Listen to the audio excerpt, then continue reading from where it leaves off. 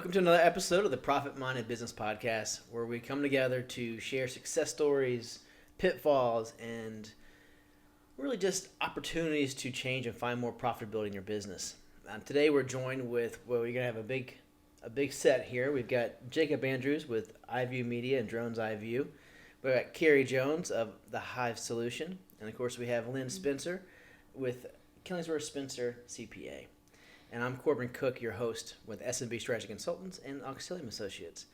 And, we come together because we know the business owners suffer silently. I mean, we all have very common problems that we all go through, but oftentimes a small business owner feels like it's just them. Like they're the ones that aren't doing something right, or they're the ones that are always struggling in a certain area. And so the podcast was really designed to work with and talk to the normal small business owner.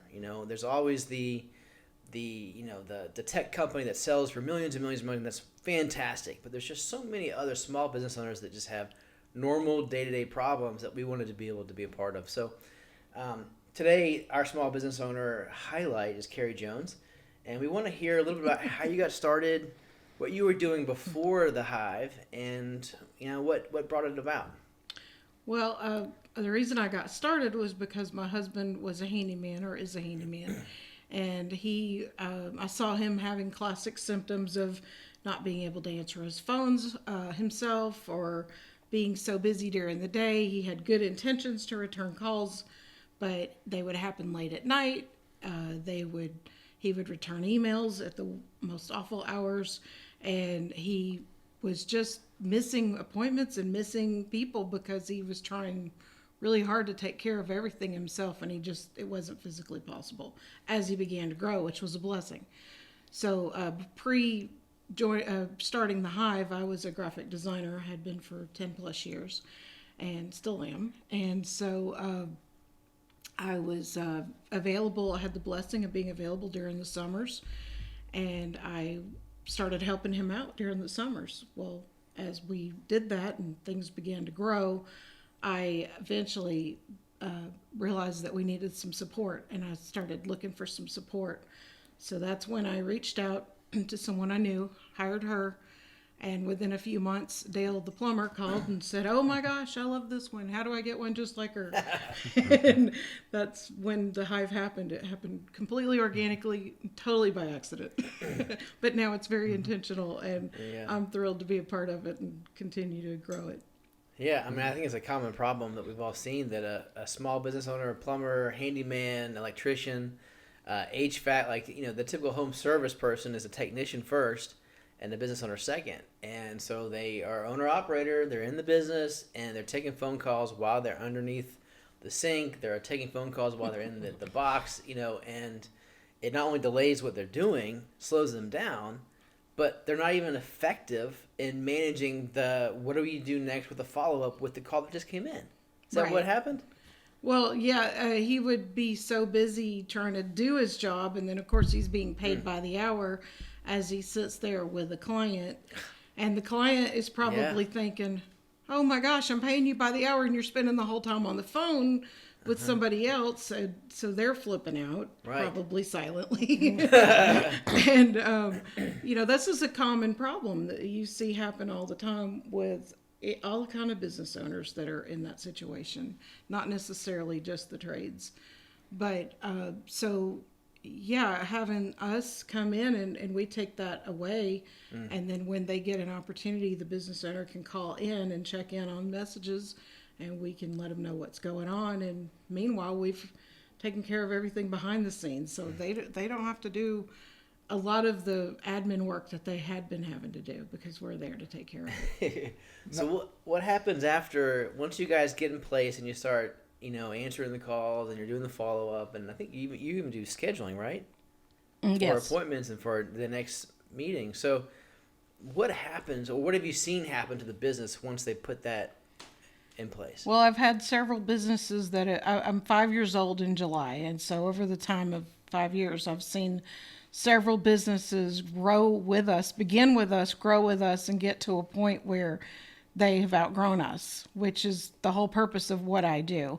I'm here to be that interim office manager or office person, or whatever you want to name that, so that we help them grow. And that's happened with several. I've had one leave because he was getting ready to sell the business and he had outgrown us, which is a blessing.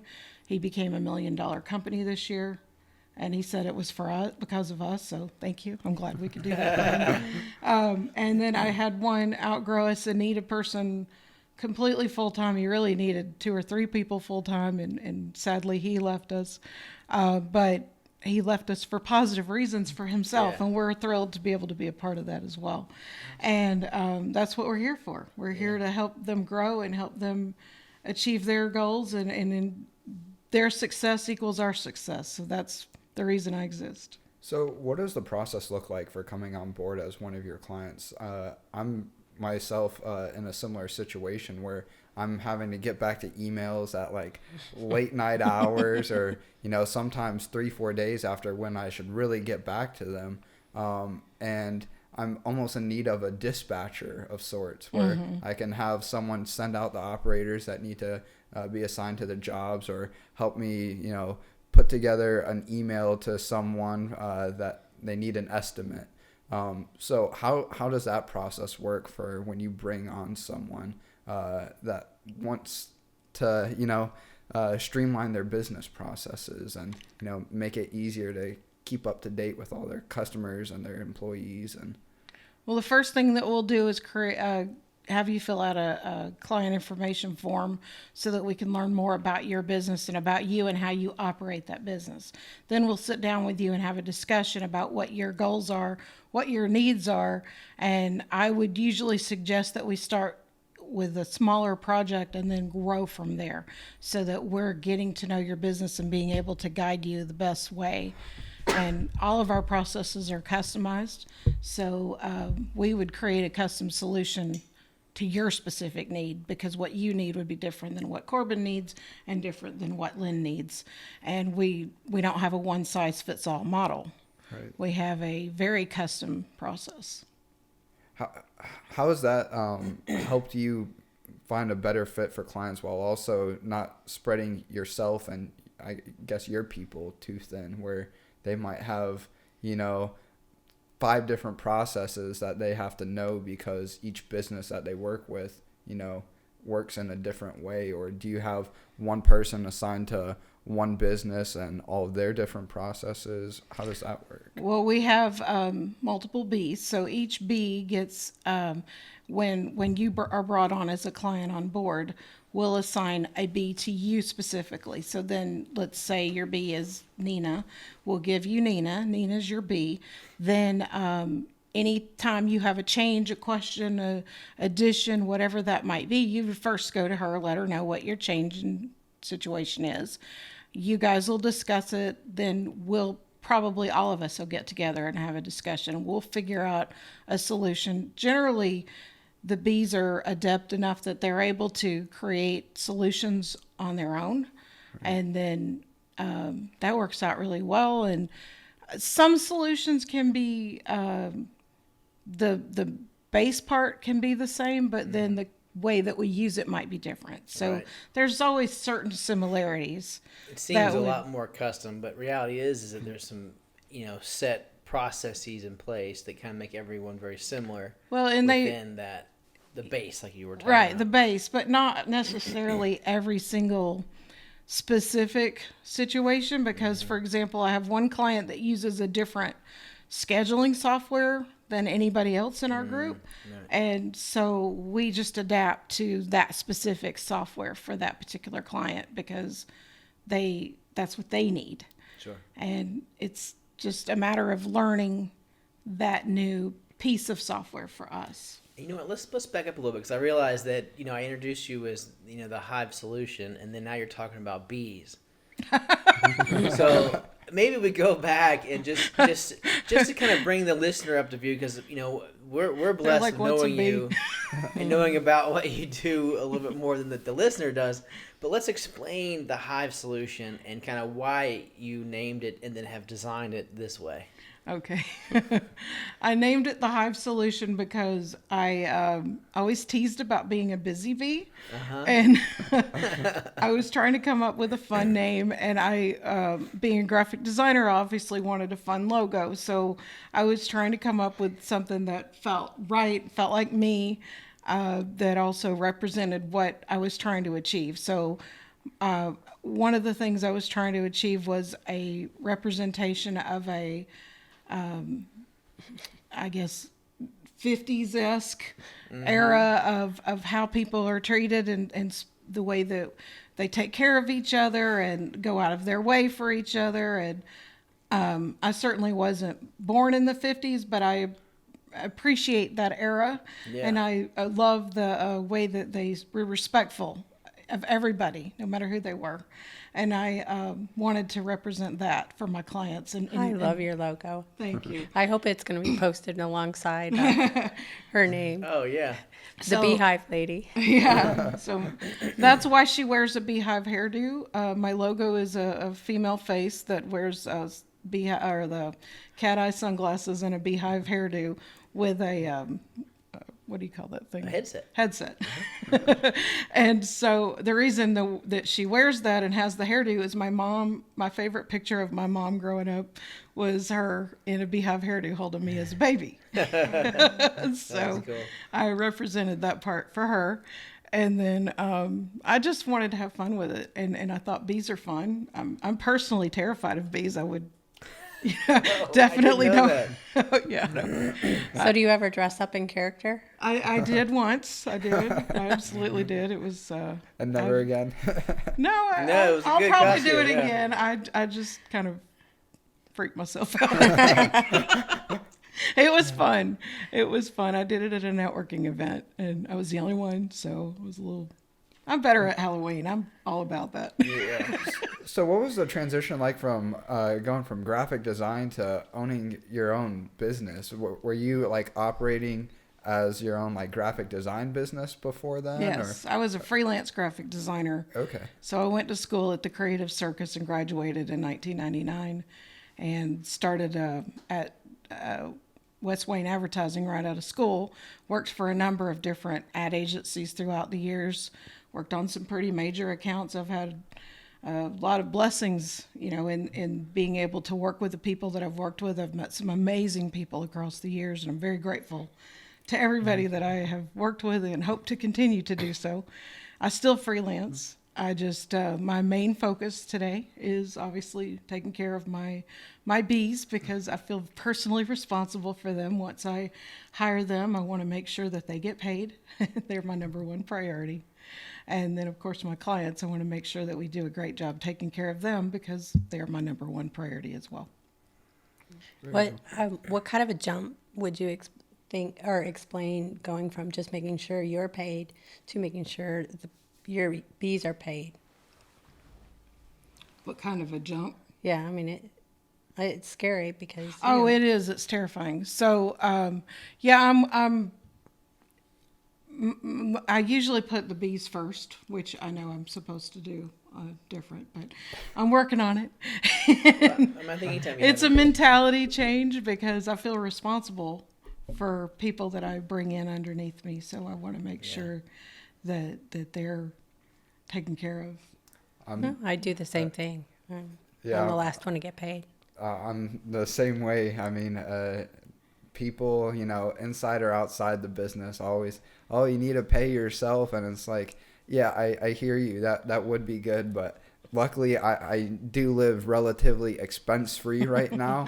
I'd rather take care of the people that help me out. Build it, and then, and they will come. build it, reinvest into the business as opposed to, give myself a couple $100, here and there where, eventually it'll just be funneled right back into the business anyway. So why take it out in the first place? So. And I'm imagining Corbin's like cringing over there because show us your cup, Corbin. Well, I mean, the whole, you were right that in business, we always have to take care of our employees, and we have to be very careful with how we hire our employees so that we do have the right things in place. But really, it goes back to setting up a cash flow process that allows you to understand that even if you only pay yourself a small amount, that you do get into a habit of paying yourself, and that could be through profits, it could be through a salary.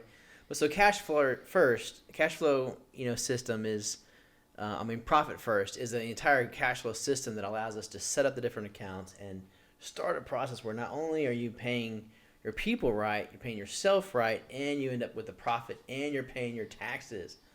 Like the biggest struggle is once you figure out how to pay yourself, is then you have to pay Uncle Sam, and you'll forget about that too. Yeah. We've come across many clients. Forget about it. Yeah. So we've come across many clients who have forgotten. Yeah. So the clients, forgotten. So the clients that start, profit first with me through the cash flow process that we use, they're so thrilled to be able to actually have the money available to pay their taxes. That's probably, they start paying themselves and they love that, but it's when that tax bill comes that they just feel so relaxed that they're not struggling to figure out, I'm just going to extend because they don't have the money.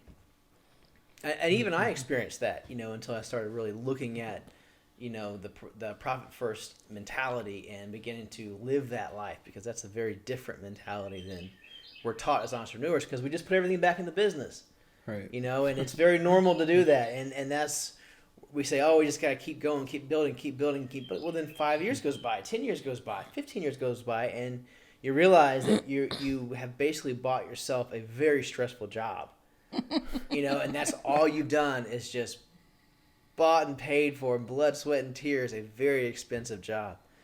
So the goal is to get your business to an actual business state by managing your cash flow and putting these processes in place. So anyway, yes, you're right. I was cringing because I'm like, this is the hard part. This is the hard part. So any early stage entrepreneur knows that pain very well.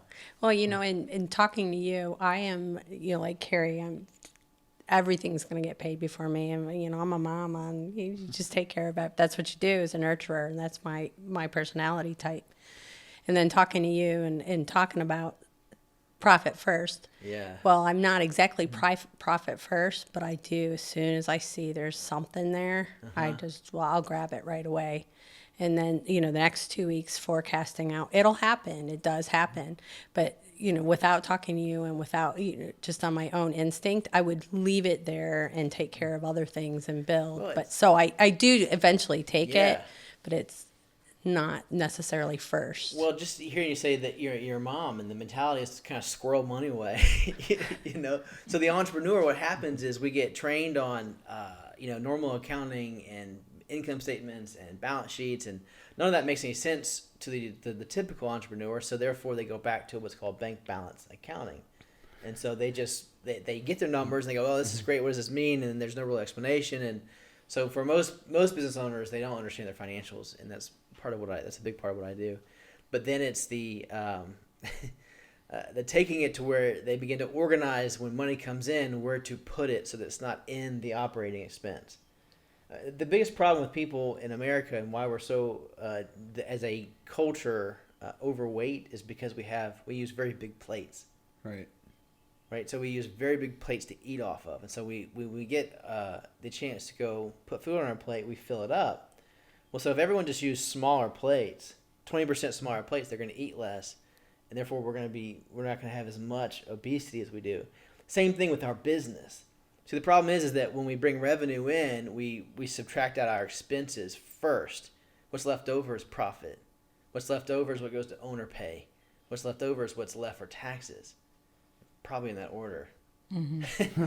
So, by going that route, if we take profit first and we put money aside for the owner pay and we put money aside for taxes before we put the money into the expense plate, our expense plate is much smaller to begin with, therefore we do more with less. Right. And a lot of times what happens as we grow, the biggest problem business owners have is that their revenue may grow over time without a solid system in place. Their expenses match it or can even eclipse it. Mm-hmm. Right. So their expenses grow, and then all of a sudden they'll lose a customer or they'll lose something, or the economy turns and their expenses are now at that same place. Right. And so that's the struggle with a growing company. It's not just about new revenue. Business owners will oftentimes think, I just need more customers, I need more revenue. And it's really hard to help them understand that that may only compound your problem.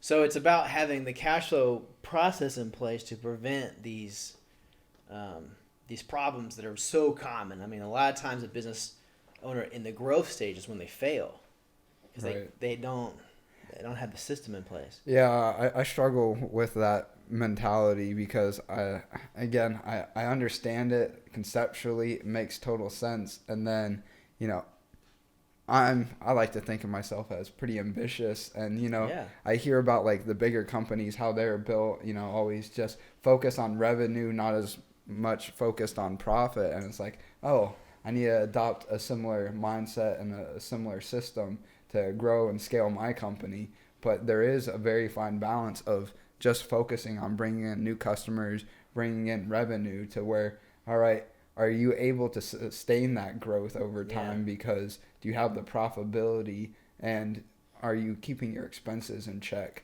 to be able to, again, sustain that growth? And right. That's a lot easier said than done. And I struggle with it. I mean, I'm the kind of guy that always wants the newest and greatest tool out there. Right. And I like to have 3 different ones.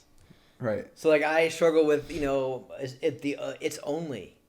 Oh, it's only $100 a month. Oh, it's only, and so I drown by the if onlys, so like you got to watch out for these things. And the profit first system, when we get it in place, puts the guardrails in there that says your expenses should be this, right, but they're this, right? So over a period of so many quarters, we work on bringing everything back in line. And sometimes it's, you need more revenue and you need to make sure the what we call the COGS, the cost of service and goods, is actually fixed, because a lot of times you may have $100,000 of revenue come in whatever month or year, depending upon where you're at in life. And, your COGS bring that down to where you only have, I don't know, $30,000. Well, 70% went to cost of goods. right. Well, all right, so then that screws you right there, because then you're only starting with a certain amount. So every one of these variables needs to be tweaked, but unless you actually have the model of where you should be, you don't have a why to fix it. Right. Because you just assume that's what it cost me to do my business. Right. Especially if you're doing the typical, like, just bank accounting, you may not even be aware that's what you're doing. And you have no idea. I just met with one of my advisors, and we had to do a breakdown of our month's revenue, all the expenses, and where all that money was going, because, oh yeah, our revenue is a lot greater this month, but then there's a lot more labor costs. Yeah. There's more equipment costs. There's all these other expenses that come with the added revenue that you're not really thinking about. You're just thinking, oh, more revenue, we're growing, but in reality, that doesn't necessarily mean sustainable growth over the long term. Yeah, I mean, so let's say we're working like a $3 million business. Well, once you cut out all of the materials, subcontractors, and all the what we consider the cost of goods and service, like it's only $1.5 million. Right. Well, that's the real revenue number. Right. Like, you want to right size, like for instance, a staffing company. It might be an $18 million top line revenue business, but once you pay all the employees that are part of this whole service offering, it may only be a $4 million company. Right. But that's a right sizing the businesses. So when you compare businesses, and since we all work with small business owners, it's not really that top line number is usually the number that people talk about because they feel good about it. But that's not the real number. We map everything else out on that real revenue number. What's cool about it is that if you have a $3.5 million business and then you chop it down to 1.5, well, the biggest percentage tweaking, like the dials that I turn, can be in that gross margin number. Right. So I mean, if I turn that by 2%, well, that was that's a big number to turn. Right. So a lot of times you can find the biggest impact on your bottom line is stuck in the COGS arena. But at least what we've done now is we've right-sized everything to where when we look at expenses and owner pay, we're dealing with real revenue and not the top line number, which is oftentimes not as relevant. Yeah, it's gives you like a false sense of security.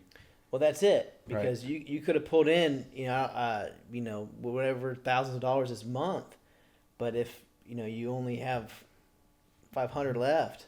Right. It's And not was that, really. Yeah, was that You so only much have a better? $500 business, dollar business a month. Right. What does that really mean? And so anyway, you got to really pay attention to these things. But Especially, yeah, if you leave that extra $500 a month as the owner pay, I mean, then what about like the other marketing and advertising and some of the other expenses that aren't necessarily as part of the processes to deliver to your clients, but to keep growing the business? And that's where, I kind of struggle right now because, it is, very small numbers. Even though we're showing growth and revenue over time, it's still small amounts of leftover profit that we have to deploy in other areas to grow the business, that I would rather, even though it's a smaller amount, deploy in those areas than pay myself. Probably not the best mentality to have, because it's a normal mentality to have. It's typical. Right. But so Profit First would immediately allocate 1% to your profit account. Right? I might have to just do 1%. 1%. 1%. And then it would allocate, let's just say 1% to the owner pay. Right. But the point is not to get you into the habit of believing that as the owner you shouldn't get paid until you have what? What number what number is it in that mind that all of a sudden this is when I arrive? The problem is that you'll go 2 or 3 years and be underpaid. Right. And eventually, what happens is you go 15 years and you find out that you're underpaid. Carrie left being a full-time graphic designer to start the Hive. So she kind of knows, and she's known where her point of is break even as far as when her business has arrived at replacing her old income. Right. So that would be a benchmark for her, right? To know that number. Same thing with you. Like, if you took your skill set and you went and worked for somebody, Non-existent. but I mean, if you had that, and so Right. because you've come out right out of the gates as an entrepreneur, it's different, right? Right. But even more so, reasons why someone like you should implement Profit First in a way that always keeps you on track. Because what's nice about that profit account is 2 things. One is that's your perk of being an owner. So while it may be 1% to start out, your first quarterly distribution, half of it stays in that account. Half of it gets distributed, and then you can go and do your fund money. It's your owner perk money. Right. But that 1%, that's a small number to start off with, but it's in there for the rainy day. What people don't realize is that 82% or more of small businesses run paycheck to paycheck, meaning month to month. I didn't even know the number was that high. It's huge. And so what happens is they lose a big customer, and now all of a sudden all their numbers are disastrous. 2008 happens, and then it's like everyone is struggling. They never have that rainy day fund. Right. So the profit account isn't just designed to teach you how to take quarterly distributions as an owner and as part of the owner risk that we're all taking. It's designed to set you up to survive, bad things, because it happens. Right. And the worst thing, and I've been guilty of this, is that we get a certain level of clientele, a certain level of business, and we think that's the new normal. Right. It will never go down from here. And it's as if we think we've arrived at some new salary raise. It's like, so it's weird that we will then raise our expenses because now we're at a new level. And so all these things are just natural tendencies of the entrepreneur and of the small business. So having some guardrails in place like Profit First, it gives us a why and targets. And I don't mean industry benchmarks. Industry benchmarks are very misleading, helpful, but misleading. You need your own whys, not someone else's why, right? And so that's what Profit First does for us. So going back to what you were saying, having an idea, like in Carrie's case, that she has a general understanding of what income you need from your business to, make ends meet. Where one, I don't really have that luxury, coming in just from the start. I mean, I worked like hourly jobs at like Best Buy and whatever. You set your own, what are you worth? And that's where I struggle, because as pretentious as this sounds, I can't put any value on my time. I do at the end of the day what I want to do. Yeah. And that's like, Okay. I see it as like I work for my equity. Well, but this is then again, profit that's not first. worth anything, you know, really right now, other than myself. You're a first level profit first business at this stage, based on what Right. I know about your business. And so in that lineup, after you take out your COGS, what's left over is your operating, you know, that's your real revenue number. So that takes in the operating expenses, like, you know, marketing and some of those other dollars that go out. So you're on the first level, you should be taking home in the service business 50% of that real revenue number. So that's what you're worth right now. And so that's a big number for someone who isn't taking any income. Right. Right? So it doesn't start there. So in a profit first, when you implement it, you'll end up doing it where you'll actually then realize what your numbers should be. And while you're in the early stages, you'll actually have quarterly targets to move towards. So maybe you can't move, you know, from a 5% owner pay, because you take a little bit out from time to time to go buy something, you know, whatever you actually do. You know, but maybe you can move it little increments along the way to eventually you know where you should be.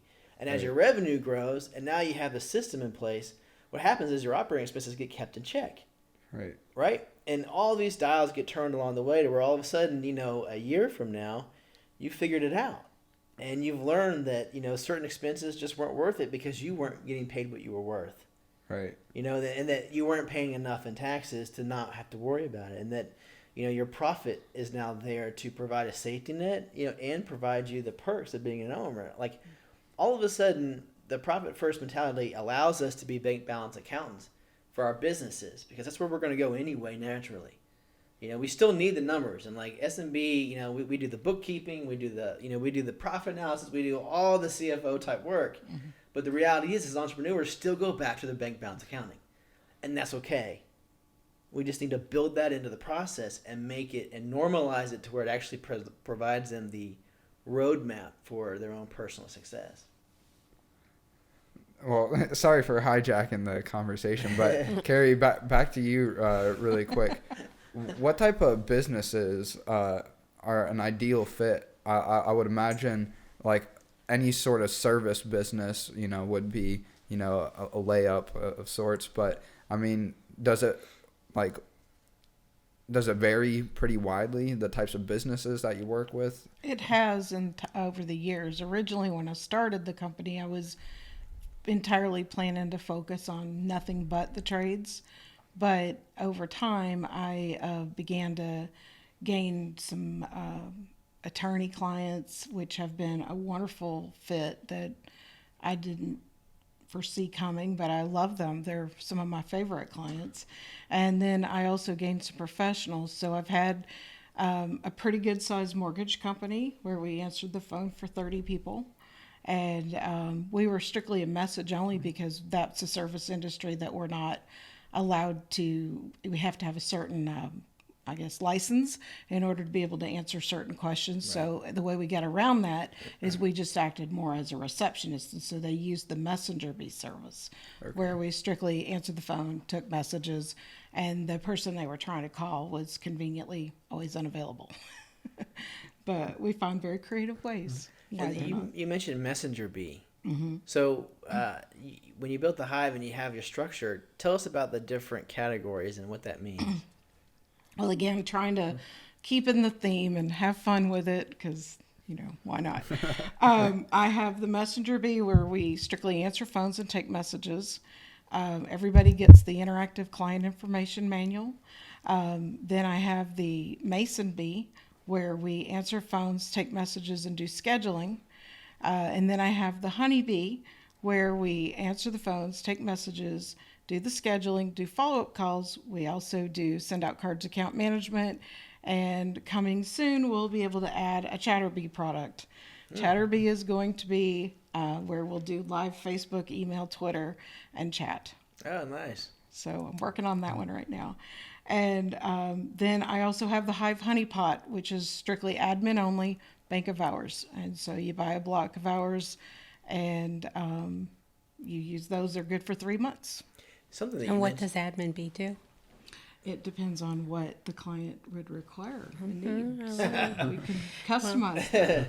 Something that we've talked about Carrie, is that when you talked about your client handbook, what did you call it? The client information manual. Yeah. So this is important because one of the things that as business owners we often forget about is how to teach our process to somebody. So when you hire somebody on, it's not like they just know what you know to do what you do. And so one thing that Carrie does, and this is really powerful, is part of that onboarding process, is she walks through the step-by-step process of what you do to deliver that service, specific to what she's offering, but also more in general, it teaches the owner how to do that. So like if Jacob, for instance, if I said to you, hey, we need go make some coffee.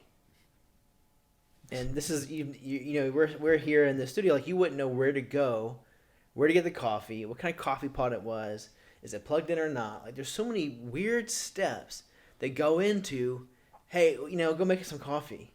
Right. It's like you go to the coffee maker and you look around, you're like, well, you can use your own common sense to assume that there must be coffee somewhere near this coffee pot. So I'm going to now look into all the different cabinets. You're going to assume that if it's not on, you're going to plug it in. Right. So these are all things that you know because you've made coffee at some point in your life. Well, so Carrie's team actually comes in. But we don't know if Corbin wants sugar or Well, stevia or Splenda. Right. So Carrie's team comes in and actually defines the step-by-step for answering the phone. And like in the case of you brought up Dale the plumber, you do everything for him as far as... He's a honeybee.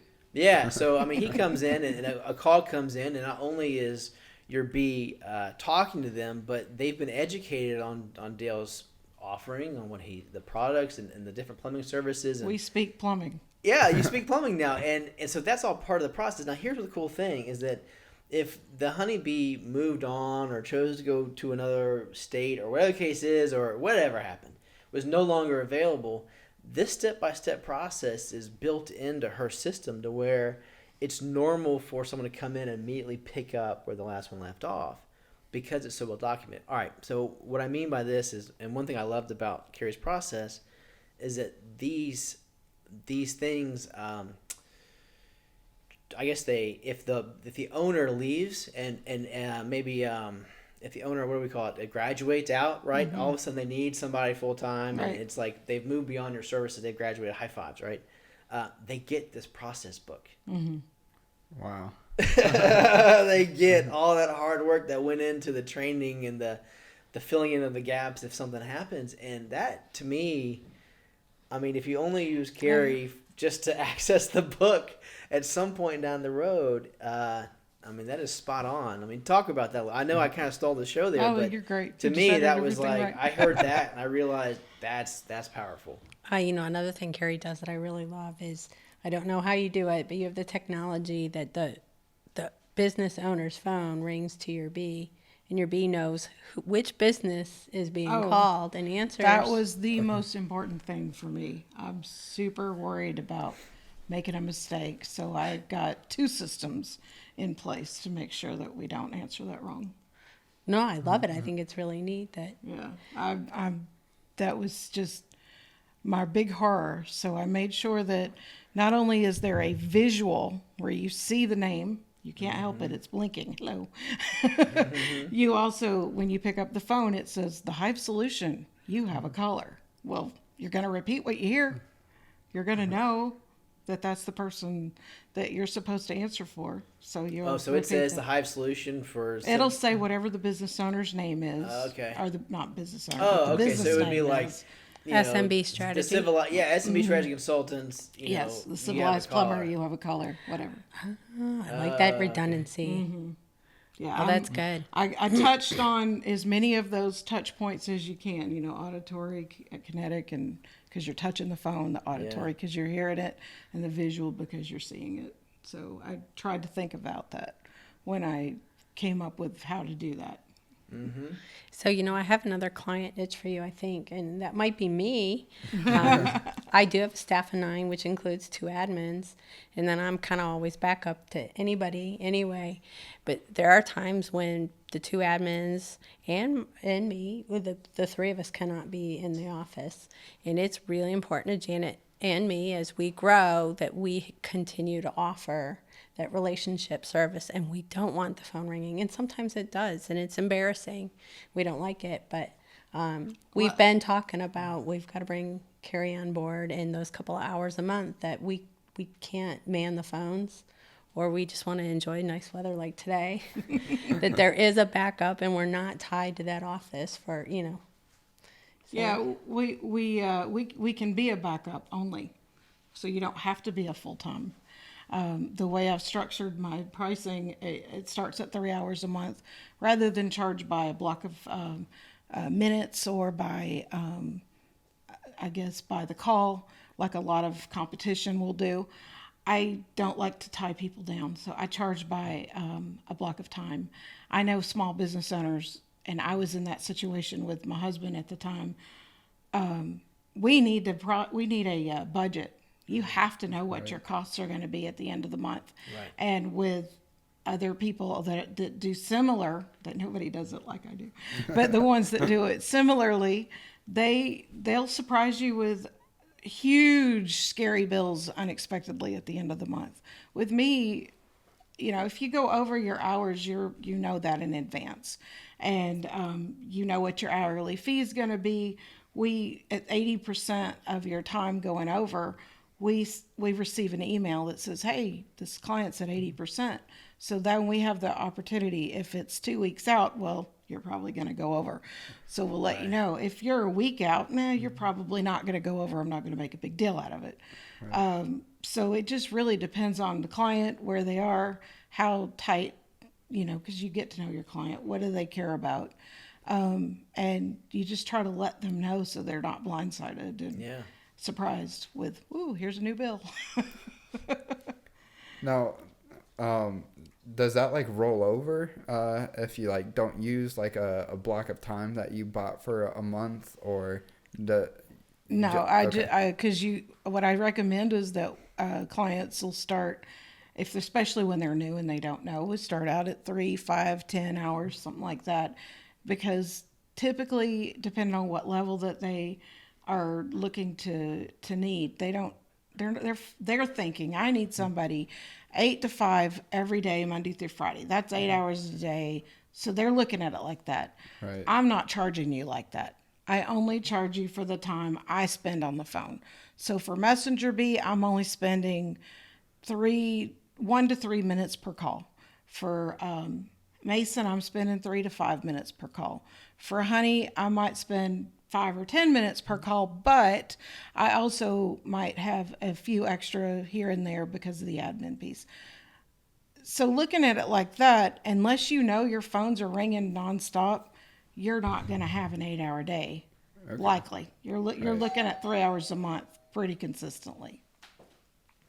So knowing that, that's why I recommend that we start at one of the lower levels, because we can change it mid-month.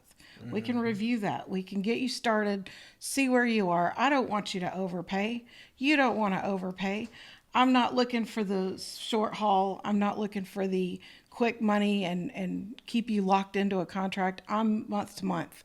I'm not after you for that. I'm looking for a long-term relationship with you, hoping that you'll stay with me until you grow. That's my goal. So I'm customer relational. I'm not transactional. Yeah. And I think that's one of the big things that makes me stand out versus competition. Yeah. And that's important to me. I want to build that relationship with you on a personal level, with my bee and with us, as well as on a level of commitment for the long haul, for us to do a good job. As long as we're doing a good job, keep us around. Now, one other thing that I really like that Corbin mentioned that I think really helps you stand out is that handbook for the processes. Yeah. Now, it sounds like that's actually tailored to some degree, at least, to each customer. Oh, it is, completely. Wow, that's incredible. And we write it like a book for dummies. So it's literally step 1, do this. And it's not written as an assumption that you know. Right. It's written as like you've never made coffee before. Yeah, right. You have no idea the steps to the process. So we're going to write the whole thing as though you don't know. The person who can't come in off the street and follow it either can't read or doesn't understand what you meant by Microsoft Office. Okay, wow. Well, I And might hence it's even not gonna be a explain that bee, though. right? They're not Depending gonna be on a what it big- is, like we're pretty But- detailed in how we write that. Yeah. Because that, and we'll even put visuals, we'll do screen grabs and do visuals. And lately I just started this. I don't think Corbin even knows. I'm doing Loom videos now. Oh, wow. So I'm Screen doing, videos. I'm What's going, a Loom video? oh, it's awesome. I just discovered it. My website designer taught me about Loom.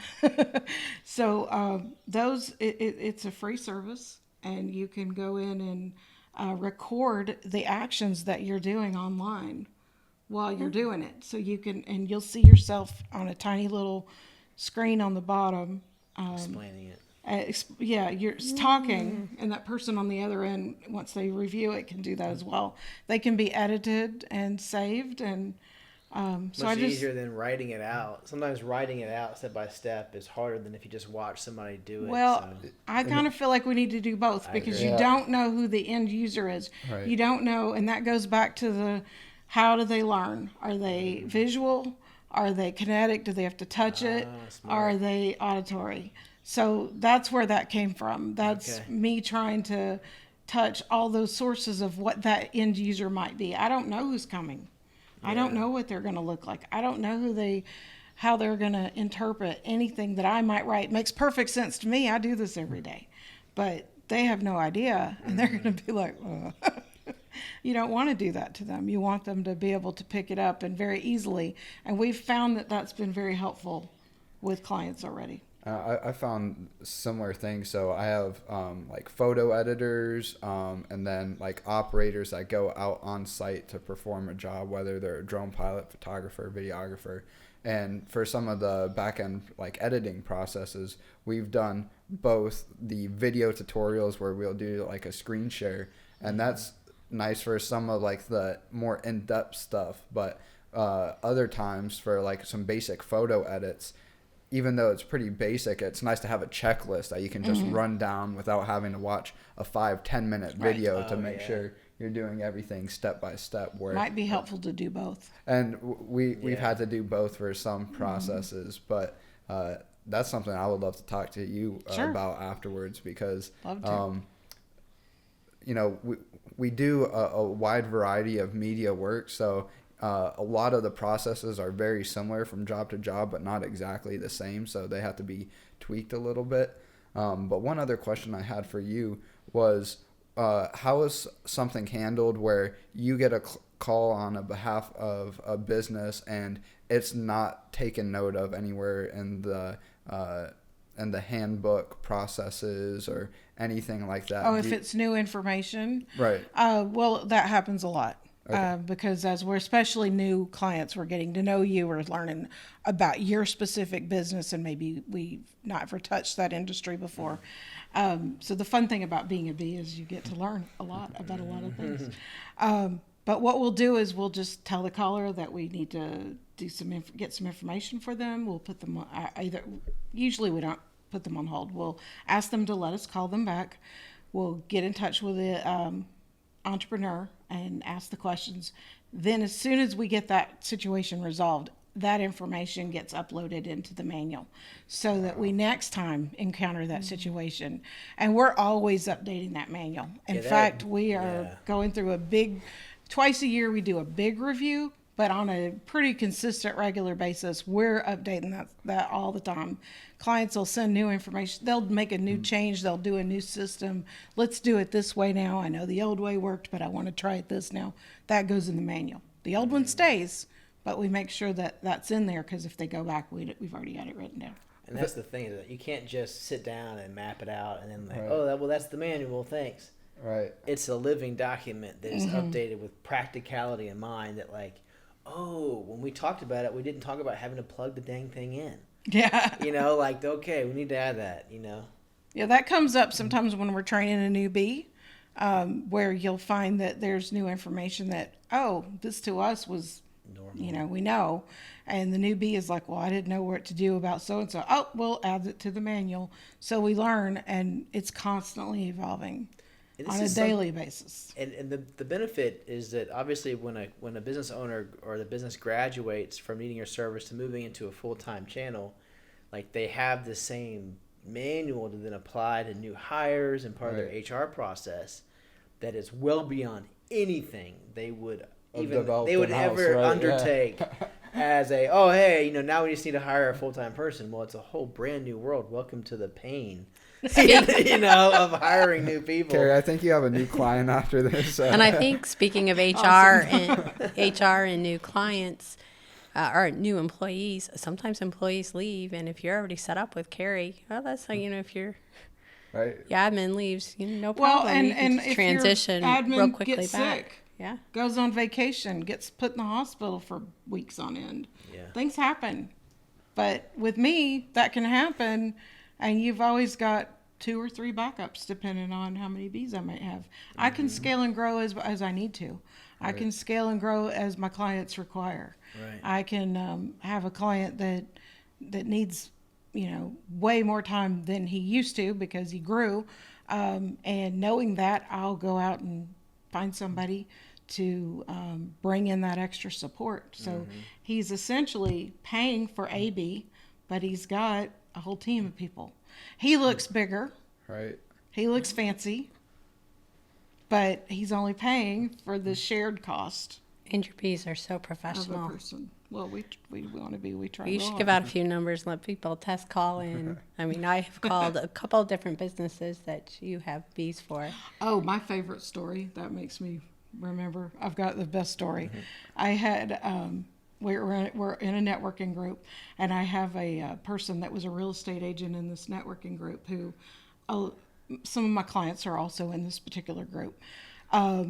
So this one particular real estate agent called one specific day and asked for Dale the plumber was taken care of. The same bee answered the call. Next day, same bee, whatever reason, this is not normal, the same bee answered the next call for this other client who was also a trade. The next day, same bee answered another call for another trade. Well, this happened like 3, maybe 4 days before she starts to get suspicious. She said, I know I'm talking to the same person. I've talked to you every day this week. And my bee said, you've been talking to me for 2 years, and you're just now putting the dots together. And that person had no idea that we existed. Wow. Yeah. They had no idea that we worked for all the different people, and that was, in fact, the same person answering the phone for all the different people. First and only time ever that we've been found out. That's incredible, actually. So... and kind of wrapping this up, we have a question that we typically like to ask our guest. Would you like me to take that away, or if you Well, her and I kind of talked about it a little bit beforehand, and so the question is what would you tell a new business owner or somebody who came to you and said, hey, what's a key piece of advice that resonates that you would share? Well, I think for me, depending on what their industry is, well, I guess it wouldn't matter. First thing I would say is find a good business coach. Mm-hmm. Find somebody wonderful that you trust, that you can work with, that you get along with on a great basis, because that person is going to guide you better than anybody else, and they're going to make all the difference in the world for you. I've been blessed to work with more than one, and I've just been very grateful for everything I've learned, because every single one of them has taught me something new and different and special, and I'm just so grateful. And I'm now having the blessing of Corbin, so thank you. And I would suggest that I wish 5 years ago I wish I was you and knew about the Profit First system 5 years ago. I definitely would have implemented that right away. That would have been probably the best thing in the world I could have done. A lot of it was trial and error, and I think the most important thing is don't give up. Yes. Even when the times get really, really scary and hard and you just want to just let go, don't do it, because there's better around the corner every day. And that's been, it's been a lot of going through it, trials, and coming out on top, and then just being really proud of yourself. And just keep going. So, and I'm building this from scratch. I don't have a corporation sitting behind me telling me how to run it and how to develop it and how to design it. I'm figuring it out every single day. I'm learning more and more every second. Yeah. That's awesome. Well, when you do learn more in a year or so, we should have you back, and I'm going to request you come in costume. Oh, Or maybe we can have a Halloween special. Yeah. I'll do it for Halloween. Yeah.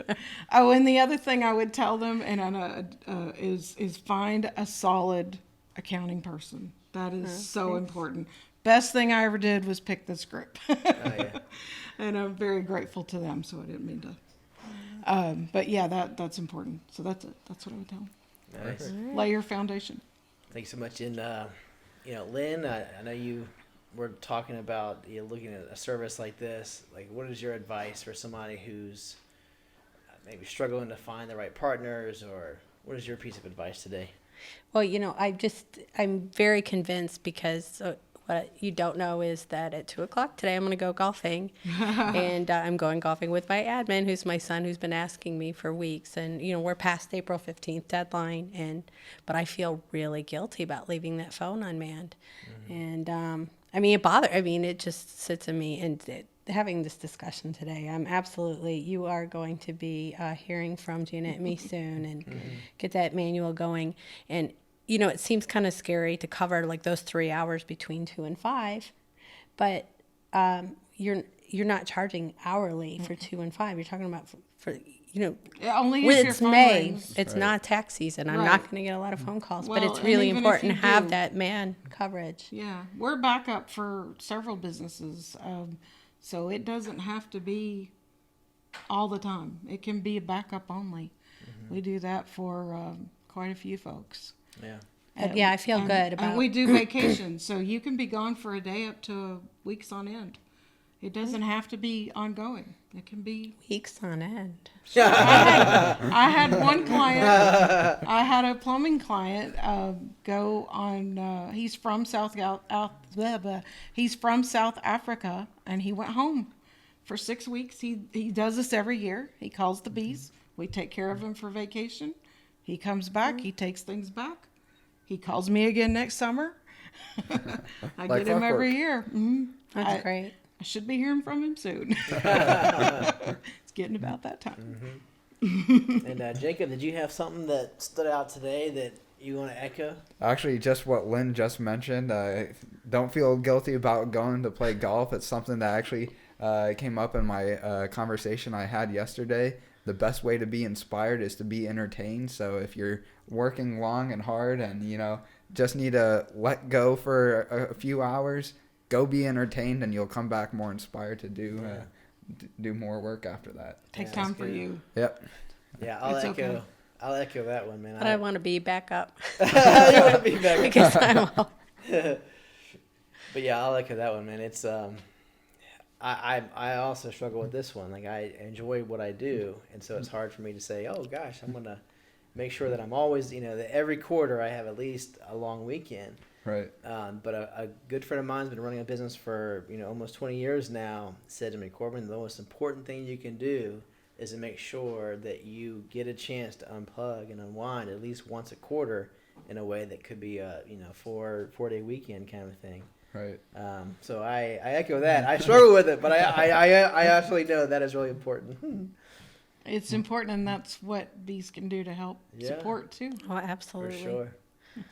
All right, well, go ahead. Yeah. So where can people reach out to you? Your website, social media? What's the easiest way to get in touch? My website is thehivesolution.com or yourbusybees.com. Is there a phone number to call? 678-573-4483. Great. And Lynn, how can they reach out to you if they're looking for a person to help them with the... I always say they need to be talking to you guys on at least a quarterly basis for good tax planning, but where can they find Well, you? we just decided yesterday we are going to be redoing our website, and I hope we get to keep the same website address, but it for now, and hopefully in the future is going to be Killingsworth Spencer LLC.com. And if that changes with the new website design, we'll let you know, of course. But our number has been and will always be for the foreseeable future 770-552-8286. And I do apologize for the frog voice today, recovering from a cold. And Jacob, we want to thank you so much for always hosting or doing the production for our podcast, as well as not just the video work, but also the audio. Yeah. To keep us updated. So thank you so much for that. And, Absolutely. And you provide this as a service to other business owners that are looking for something. Yeah, similar. if they want to increase their presence and reach online, we can help them out with podcasts or any other sort of digital or virtual media content. We can be found at www.ivue.media or call us directly at 678-249-0579. And you know me as Corbin Cook, your Profit First CFO. And if you have any questions about what we talked about today as far as Profit First goes, implementing that into your system, feel free to give me a call, 404-783-3305. And I'm with SMB Strategy Consultants. Perfect. All right. Thanks Thank so you much, all. guys. Have a Thank you, great week. Thank you for having me.